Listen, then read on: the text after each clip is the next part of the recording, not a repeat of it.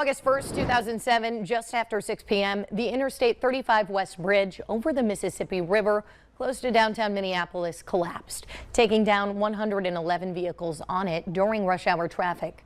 13 people were killed and 145 others hurt.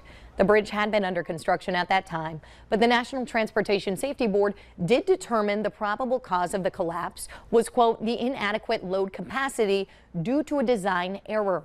A replacement bridge opened in 2008, shortly after the first anniversary of the collapse.